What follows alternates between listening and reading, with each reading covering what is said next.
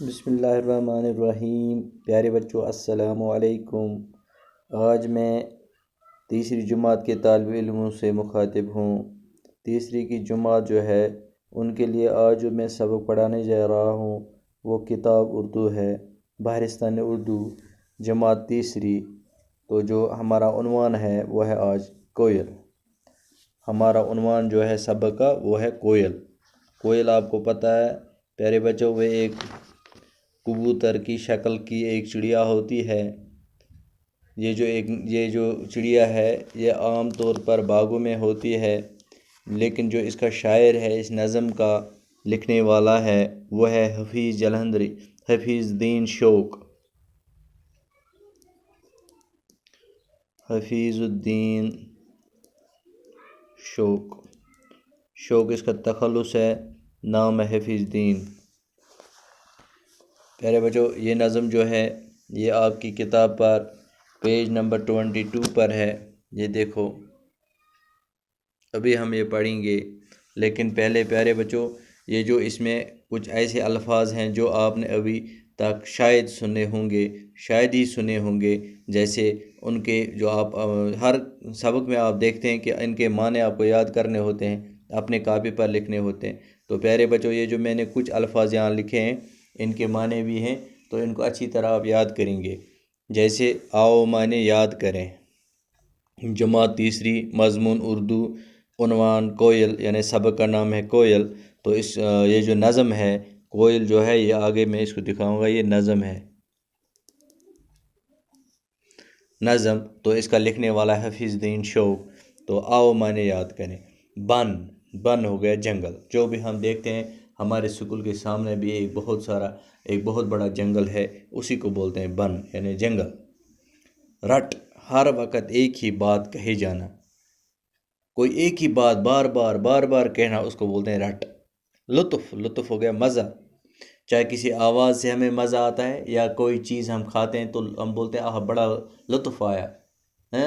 या हम कहीं सैर करते हैं, हम कहते हैं बड़ा लुत्फ़ आया सैर को, इसको बोलते हैं मज़ा आना। अजब, अजब हो गया अनोखा, नया। कोई चीज़ हम देखते हैं बोलते हैं ये अजीब सा लगता है, बोलते हैं ना अजीब, मतलब अजब। अजब हो गया अनोखा। रगबत, रगबत हो गया शौक, किसी चीज़ का शौक होना उसको रगबत कहते हैं। उल्फत, उल्फत हो गया प्यार मोहब्बत। ठीक है, अब हम पढ़ेंगे इन इन अल्फाज को। अब लिखना अपनी कापी पर। अब हम पढ़ेंगे सबक। यहाँ भी लिखा है बन, जंगल है, रट, एक ही बात कहना, लुत्फ़, मज़ा, उल्फत, प्यार, रगबत, शौक।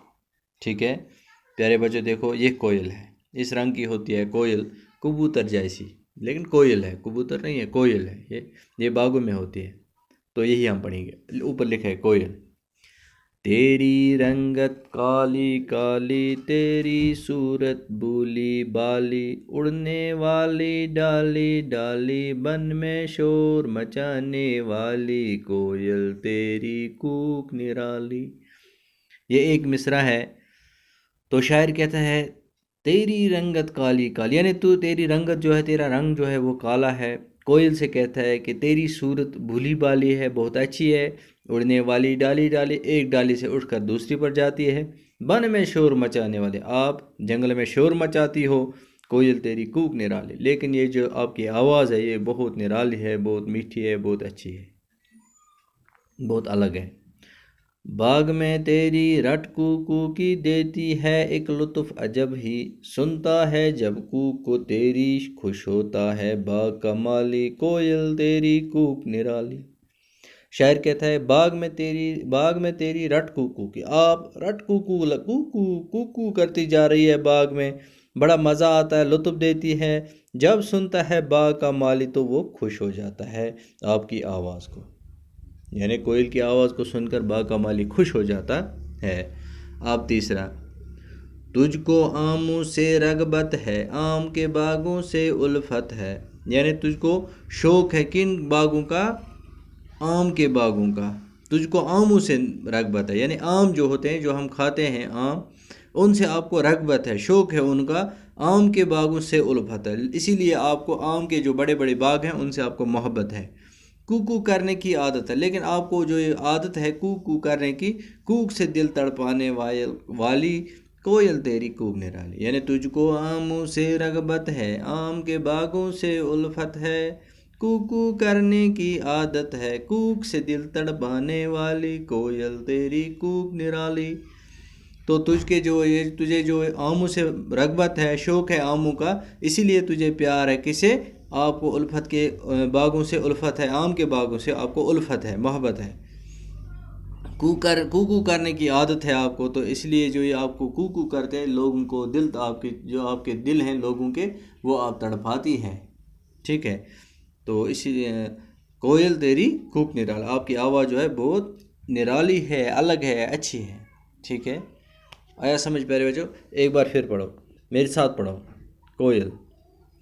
तेरी रंगत काली काली, तेरी सूरत भूली बाली, उड़ने वाली डाली डाली, बन में शोर मचाने वाली, कोयल तेरी कूक निराली। बाग में तेरी रट कू की देती है एक लुत्फ अजब ही सुनता है, जब कूक को तेरी खुश होता है बाग का माली, कोयल तेरी कूक निराली। तुझको आमों से रगबत है, आम के बागों से उल्फत है, कू करने की आदत है, कूक से दिल तड़पाने वाली, कोयल तेरी कूक निराली। प्यारे बच्चों, अब इसके सवालात जो हैं वो आप देखोगे, मुख्तसर यहाँ लिखा है, मुख्तसर जवाब लिखिए। नंबर 1, शायर ने पहले बंद में कोयल की किन किन चीज़ों को बयान किया है। सवाल नंबर 2, बाग का मालिक किस बात पर खुश होता है। सवाल नंबर 3, इस नज़म में शायर ने एक मिसरा 3 बार दोहराया, वो कौन सा मिसरा है। सवाल नंबर 4, नज़म के आखिरी मिसरे में कोयल की कौन सी खूबी ज़ाहिर होती है। ठीक है, तो प्यारे बच्चों इसके जवाब यहाँ मैंने लिखे हैं, देखो आप अपनी कापी पर लिखेंगे। ठीक है, ये देखो, मुख्तसर जवाब लिखिए। शायर ने पहले बंद में कोयल की किन 3 चीज़ों को बयान किया है। जवाब, शायर ने पहले बंद में, यहाँ देखो लिखा है, शायर ने पहले बंद में कहा है कि कोयल की रंगत काली काली, सूरत भूली बाली होती है और डाली डाली पर उड़ती है। ठीक है। सवाल नंबर 2, बाग का मालिक किस बात पर खुश होता है। जवाब, बाग का मालिक कोयल की आवाज़ को सुनकर खुश होता है। ठीक है। सवाल नंबर 3, इस नज़म में शायर ने एक ही मिसरा 3 बार दोहराया है, वह कौन सा मिसरा है। जो मिसरा शायर ने 3 बार नज़म में दोहराया है वो ये है, कोयल तेरी कूक निराली। ठीक है। नज़म के आखिरी मिसरा में कोयल की कौन सी खूबी ज़ाहिर होती है। नज़म के आखिरी मिसरा में जो खूबी कोयल की बयान की गई है वो कोयल की आवाज़, जिससे वो लोगों के दिलों को तड़पाती है। ठीक है। अब यहाँ फिर लिखा है, समझिए और लिखिए। आखिर में दिए गए अल्फाज से खाली जगह पुर कीजिए। देखो बेटा ये देखो बेटे, यहाँ लिखा है तेरी सूरत, आगे खाली है, तेरी रंगत डैश डैश, उड़ने वाली डैश डैश। ये जो डैश डैश है इस पर नीचे लिखा है 3, भूली बाली, डाली डाली, काली काली। तेरी सूरत भूली बाली, यहाँ हम लिखेंगे भूली बाली। तेरी रंगत काली काली, उड़ने वाली डाली डाली। ठीक है। अब ये पूरा मिसरा बन गया। देखो, तेरी सूरत भूली बाली, तेरी रंगत काली काली, उड़ने वाली डाली डाली। ठीक है। अब बेटा चौथा सवाल जो लास्ट, हरूफ मिलाकर लिखिए। इसने एक लिखा है, जैसे रे प्लस नून प्लस गा प्लस ते हो गए रंगत, रंग रे नून गाप ते गत, रंगत इसने लिखा है यहाँ। ठीक है। आप इसको आप लोग ये लिखा, सोद वाव रे ते, क्या हो गया, सूरत। अभी आपने पढ़ा सूरत। ठीक है। रे गेन बेते हो गया रगबत। ठीक है। उल्फत,